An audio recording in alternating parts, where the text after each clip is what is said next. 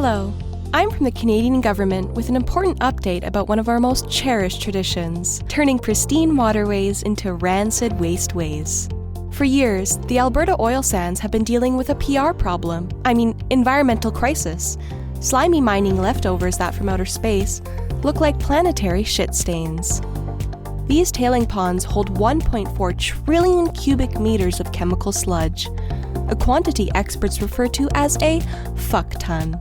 But not to worry, we've come up with a nifty solution, letting oil companies discharge their problem straight into the Athabasca River. This will release sodium chloride, cancer-causing acids, and toxic government bullshit. Sure, local Indigenous communities that depend on these waters haven't given their consent. And sure, scientists say other options would be much safer. But we can't expect oil companies to spend a tiny portion of their enormous profits cleaning up the mess they created. That would go against everything our government has ever stood for. Fuck you, rivers.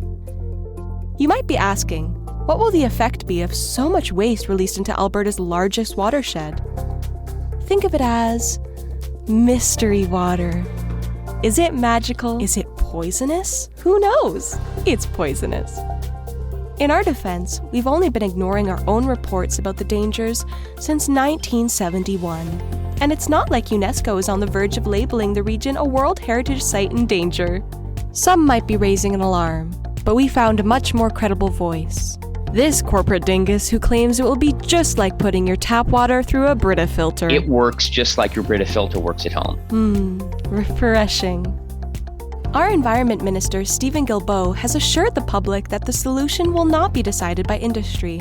It will be decided by our government, which is so far up the ass of big oil, it's too filthy to show you the image. Recall what happened a few years ago, when Alberta's energy regulator ordered oil companies to bury the waste as an alternative to releasing it into the river. The oil companies ignored it, and our government ignored them, ignoring it. And we both hoped you would ignore us, ignoring them, ignoring it. And to make sure the energy regulator never made a mistake like that again, Alberta put an oil lobbyist in charge of it. Cool and normal. It's exactly the kind of commitment that's made us a world leader in pretending to be a world leader in environmentalism. At the end of the day, it's simply easier to let oil companies use our public waters as personal sewers. After all, we already let them use the atmosphere that way, and that's been going great.